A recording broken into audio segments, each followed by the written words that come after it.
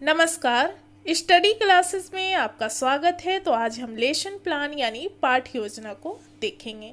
आज का जो विषय है वह है इतिहास, जबकि जिस टॉपिक यानी जिस प्रकरण पर लेसन प्लान बनाना है वह प्रकरण है जनजातियां, खाना बदोश और एक जगह बसे हुए समुदाय। ये क्लास 7 से संबंधित है। आप सामाजिक विज्ञान पुस्तक के अंतर्गत इस चैप्टर को देख सकते हैं। सामाजिक विज्ञान पुस्तक के अंतर्गत एक पुस्तक है हमारे अतीत, जो कि हिस्ट्री के अंतर्गत ये पुस्तक आता है। उसमें आप इस चैप्टर को देख सकते हैं।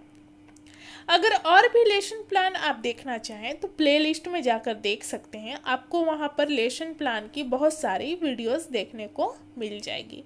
तो आइए आज का टॉपिक देखते हैं। लेसन प्लान यानी पाठ योजना। जब भी इसे बनाना शुरुआत करें, अपने रजिस्टर के लेफ्ट पेज से इसकी शुरुआत करें। सबसे पहले लिखें विद्यालय का नाम, जिस विद्यालय में आपको पढ़ाने के लिए जाना है। फिर अपना नाम लिखेंगे, फिर आपका क्रमांक यानी रोल नंबर क्या है, विषय हो जाएगा इतिहास, प्रकरण यानी कि जिस टॉपिक पर आपको लेसन प्लान बनाना है उस टॉपिक को लिखना है। तो यहाँ पर है जनजाति, खाना बदोश और समुदाय। किस क्लास से संबंधित है, तो 7 क्लास से संबंधित है। कितने समय तक आपको पढ़ाना है वो लिखेंगे, किस घंटे में पढ़ाना है, डेट क्या है और आपका सत्र कौन सा चल रहा है, इन सारे चीज़ों को यहाँ पर लिखेंगे। उसके बाद सामान्य उद्देश्य में हम 5 पॉइंट लिखेंगे। सामान्य उद्देश्य जो है ये विषय से संबंधित होता है। तो विषय है हमारा यहाँ पर इतिहास, तो इसमें इसके उद्देश्य को लिखेंगे। जैसे कि पहला नंबर है छात्रों में इतिहास विषय के प्रति रुचि उत्पन्न करना। दूसरा है छात्रों में ऐतिहासिक दृष्टिकोण का विकास करना। तीसरा नंबर है छात्रों में सामाजिक व्यक्तित्व का विकास करना। चौथा नंबर है छात्रों में कल्पना व चिंतन शक्ति का विकास करना। जबकि 5वां नंबर है छात्रों को मानव समाज के विकास से अवगत कराना। उसके बाद हम विशिष्ट उद्देश्य में 5 पॉइंट देखेंगे, जो कि हमारे यहाँ पर प्रकरण से संबंधित होता है। तो प्रकरण के क्या उद्देश्य हैं उसको हम यहाँ पर लिखेंगे। जबकि सामान्य उद्देश्य है वो पूरे विषय से संबंधित होता है, जैसे कि विषय है इतिहास, और विशिष्ट उद्देश्य में हम प्रकरण को लेते हैं यानी टॉपिक को। इसके उद्देश्य से क्या है। पहला नंबर है छात्र जनजाति, खाना बदोश और समुदाय के विषय में जान सकेंगे। दूसरा नंबर है छात्र जनजातियां, खाना बदोश और समुदाय के विषय से अवगत हो सकेंगे। तीसरा नंबर है छात्र जनजातियां, खाना बदोश और समुदाय विषय के प्रति अपनी ऐतिहासिक दृष्टिकोण विकसित कर सकेंगे। जबकि चौथा नंबर है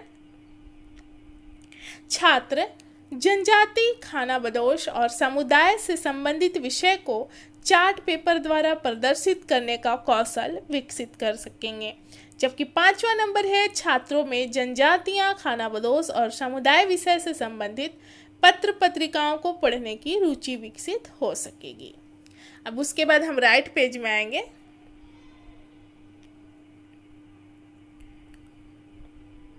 यहाँ पर लिखेंगे सहायक शिक्षण सामग्री, यानी कि पढ़ाने के लिए आप किन किन सामग्री का प्रयोग करेंगे उसको यहाँ पर लिखेंगे। तो चौक, डस्टर, चार्ट, पॉइंटर, श्यामपट्ट और अन्य शिक्षण सहायक सामग्री। किस विधि का प्रयोग करेंगे शिक्षण विधि का, तो यहाँ पर हो जाएगा व्याख्यान और प्रश्नोत्तर विधि। पूर्व विज्ञान में हो जाएगा कि छात्र जो है इस टॉपिक के बारे में सामान्य जानकारी रखते हैं, यानी कि जनजाति, खाना बदोश और समुदाय के बारे में उनको पहले से ही थोड़ी बहुत जानकारी है। वर्ग व्यवस्था में हो जाएगा छात्र, अध्यापक या अध्यापिका अपनी सुविधा के अनुसार वर्ग को व्यवस्थित करेंगे। उसके बाद प्रस्तावना का पॉइंट आता है। इसमें 2 कॉलम आपको बनाना है। एक कॉलम में छात्र, अध्यापक या अध्यापिका कथन और दूसरा छात्र संभावित उत्तर। इसमें प्रश्न की संख्या आप 4 या 5 रख सकते हैं और लास्ट प्रश्न में आपका टॉपिक निकल कर आना चाहिए, जिस टॉपिक को आप पढ़ाने वाले हैं क्लास में। तो ये प्रश्न और उत्तर जो है दोनों एक दूसरे से संबंधित होते हैं, यानी कि जिस तरह से उत्तर आता है उसी से अगले प्रश्न का निर्माण किया जाता है। ये प्रश्न छात्र अध्यापक या अध्यापिका जो हैं वो बच्चे से क्लासरूम में ही करते हैं। जैसे कि पहला प्रश्न है, भारत में कितने जाति धर्म के लोग रहते हैं? तो छात्रों के द्वारा उत्तर आता है अनेक जाति धर्म के लोग यहाँ पर रहते हैं। दूसरा प्रश्न है, वे कौन सा मानव जाति के समूह जो सभ्य समाज से दूर जंगल पहाड़ों में निवास करते हैं, उन्हें क्या कहा जाता है? तो छात्रों के द्वारा उत्तर आता है जनजाति, आदिवासी आदि। तीसरा प्रश्न है, वो कौन से मानव जाति के समूह जो अपने रहने के स्थान बराबर बदलते रहते हैं? तो छात्रों के द्वारा उत्तर आता है खानाबदोश जो है, इनके रहने के स्थान इनके खाद्य पदार्थ की आवश्यकता के अनुसार बदलते रहते हैं। ये एक जगह से दूसरी जगह जाते रहते हैं। चौथा प्रश्न है, जब समाज में विभिन्न जाति धर्म के व्यक्ति आपस में मिलजुल कर रहते हैं तो उन्हें क्या कहा जाता है या किस रूप में देखा जाता है? तो इसका उत्तर आता है छात्रों के द्वारा समुदाय। अब अगला प्रश्न है, जनजाति, खानाबदोश और समुदाय के बारे में विस्तार पूर्वक बताएं। तो यहाँ पर छात्र उत्तर नहीं बता पाते हैं, इसलिए हम यहाँ पर समस्यात्मक लिखेंगे और हम देख सकते हैं कि हमारा टॉपिक निकल कर आ गया है। तो छात्र अध्यापिका कथन में यहाँ पर हो जाएगा जनजाति, खानाबदोश और समुदाय, और पाठ की उद्घोषणा में हो जाएगा आज हम लोग जनजातीय, खानाबदोश और समुदाय के बारे में विस्तार पूर्वक अध्ययन करेंगे। अब उसके बाद हम अगले पेज में आएंगे जिसमें कि दोनों साइड का पेज यूज करेंगे।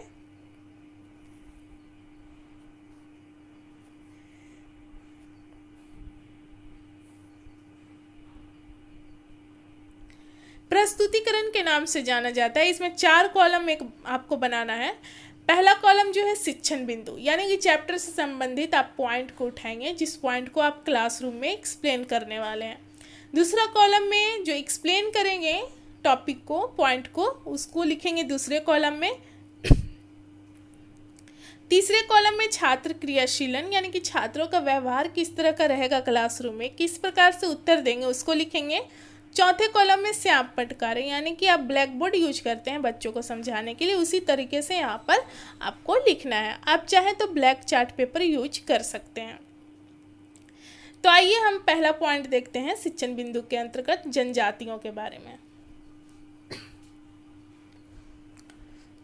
भारत के विभिन्न क्षेत्रों में ऐसे मानव समूह निवास करते हैं जो आज भी सभ्यता तथा संस्कृति से अपरिचित हैं, जो सभ्य समाज से दूर जंगल, पहाड़ अथवा पठारी क्षेत्रों में निवास करते हैं। इन्हीं समूहों को जनजाति, आदिम समाज, वन्य जाति, आदिवासी आदि नाम से जाना जाता है। जनजाति समाज की संस्कृति अन्य समाज से बिल्कुल अलग होती है। उनके रीति रिवाज, विश्वास, आस्था, भाषा और स्थान अलग अलग होते हैं। जनजातीय लोग लिखित दस्तावेज नहीं रखते थे, प्रायः समृद्ध रीति रिवाज और मौखिक परंपराओं का संरक्षण करते थे, यानी कि कोई भी लिखित दस्तावेज इनका नहीं मिलता है। ये परंपराएं हर नई पीढ़ी को विरासत में मिलती थी। आज के इतिहासकार जनजातियों का इतिहास लिखने के लिए इन्हीं वाचिक परंपराओं का ही इस्तेमाल करते हैं, क्योंकि कोई भी पुरानी लिखित दस्तावेज अभी तक नहीं मिली है।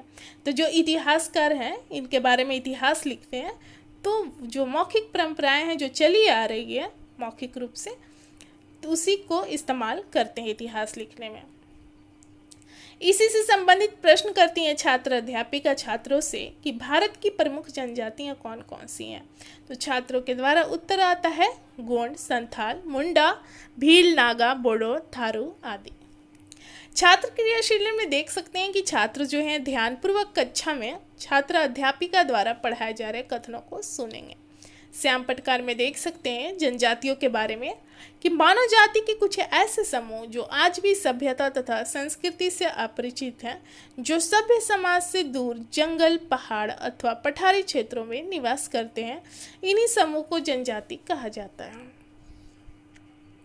अब दूसरा बिंदु देखेंगे शिक्षण बिंदु में। दूसरा पॉइंट खानाबदोश के बारे में। खानाबदोश मानव समाज का वह समुदाय है जो अपने रहने का स्थान बराबर बदलता रहता है। प्रायः इनका स्थान परिवर्तन खाद्य पदार्थ की उपलब्धि पर निर्भर करता है। ये अपने पालतू पशु जैसे कि ऊंट, घोड़ा, गाय, बैल, भैंस आदि के चारागाह और पानी की तलाश में अपने स्थान बदलते रहते हैं। ये किसी भी स्थान पर एक मौसम से अधिक नहीं टिकते हैं। प्रायः पशुओं की देखभाल पुरुष करते हैं और स्त्रियां जो है महिलाएं गृह कार्य संभालती हैं और बागवानी करती हैं। इसी से संबंधित प्रश्न करती हैं छात्र अध्यापिका छात्रों से कि खानाबदोश किसे कहा जाता है। छात्रों के द्वारा उत्तर आता है, खानाबदोश मानव समाज का वह समुदाय है जो रहने का स्थान बराबर बदलता रहता है। श्यामपटकार में देख सकते हैं खानाबदोश के बारे में। खानाबदोश मानव समाज का वह समुदाय जो अपने रहने का स्थान बराबर बदलता रहता है। प्रायः खानाबदोश कबीलों और जातियों का अपना क्षेत्र होता है जिसमें वे आवश्यकता के अनुसार घूमते फिरते रहते हैं। अब उसके बाद अगले पेज में आएंगे जिसमें तीसरा बिंदु हम देखेंगे शिक्षण बिंदु के अंतर्गत। तीसरा बिंदु जो है वह है समुदाय। समुदाय अंग्रेजी का कम्युनिटी शब्द दो लैटिन शब्द कॉम तथा म्यूनिस से बना है। कॉम का अर्थ है एक साथ तथा म्यूनिस का अर्थ है सेवा करना। इस प्रकार समुदाय का अर्थ व्यक्ति के उस समूह से है जिसमें वे रहते हैं, अथवा समुदाय दो या दो से अधिक व्यक्तियों का ऐसा समूह है जो एकता अथवा सामुदायिक भावना के जागृत हो जाने से किसी निश्चित भौगोलिक क्षेत्र में समान जीवन की सामान्य नियमों द्वारा व्यतीत करने के लिए स्वतः विकसित हो जाती है। अतः एक गांव, नगर अथवा राष्ट्र में दो या दो से अधिक व्यक्ति एकता के सूत्र में बंधकर सामान्य उद्देश्य को प्राप्त करने के लिए समान जीवन व्यतीत करते हैं और सभी मिलकर एक समुदाय का निर्माण करते हैं। छात्र क्रियाशीलन में देख सकते हैं कि कक्षा में छात्र जो है अनुशासन को बनाए रखेंगे। इसी से संबंधित प्रश्न करती हैं छात्र अध्यापिका, जो कि बोधात्मक प्रश्न के नाम से जाना जाता है। प्रश्न है, समुदाय शब्द लैटिन भाषा के किन दो शब्द से मिलकर बना है। छात्रों के द्वारा उत्तर आता है दो शब्द, लैटिन भाषा के दो शब्द कॉम तथा म्यूनिस, जिसका अर्थ होता है एक साथ सेवा करना।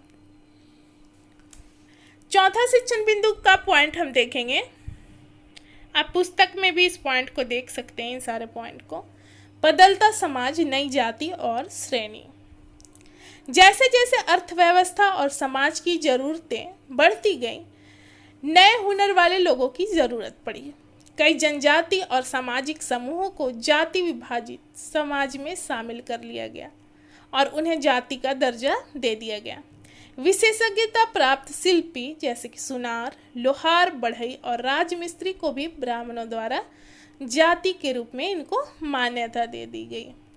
जो शिल्पियों थे इन्हें भी जाति के रूप में मान्यता इनको मिल गया और कई जनजाति और सामाजिक समूह को भी जाति का दर्जा दिया गया। वर्ण के बजाय जाति को समाज के संगठन का आधार बनाया गया। पहले क्या है, वर्ण के रूप में मान्यता दी जाती थी व्यक्ति को, लेकिन अब क्या कि जाति के रूप में लोगों को देखा जाने लगा। इसी से संबंधित प्रश्न करती हैं छात्र अध्यापिका छात्रों से कि वर्ण के बदले किसे समाज के संगठन का आधार बनाया गया। तो छात्रों के द्वारा उत्तर आता है जाति को। यहाँ पर श्यामपटकार में देख सकते हैं, समुदाय का भी आप देख लेंगे ऊपर, और यहाँ पर है नई जाति और श्रेणी। अर्थव्यवस्था व समाज की जरूरत के अनुसार नए हुनर वाले लोगों की जरूरत पड़ी और कई जनजाति और सामाजिक समूह को यहाँ पर जातियों का दर्जा दिया गया। शिल्पियों को भी साथ में जाति का दर्जा दिया गया, वर्ण को समाप्त कर दिया गया। अब उसके बाद हम अगले पेज में आएंगे। प्रस्तुतिकरण के अंतर्गत जो पॉइंट था वो समाप्त हो गया। अब मूल्यांकन करना जरूरी होता है। जो चैप्टर आप पढ़ाएं बच्चों को उसी से प्रश्न करना है मूल्यांकन में, और जिस प्रकार बच्चे आंसर करेंगे उसी आधार पे आप पता लगा सकते हैं कि जो टॉपिक है बच्चे को समझ आई है या नहीं आई है।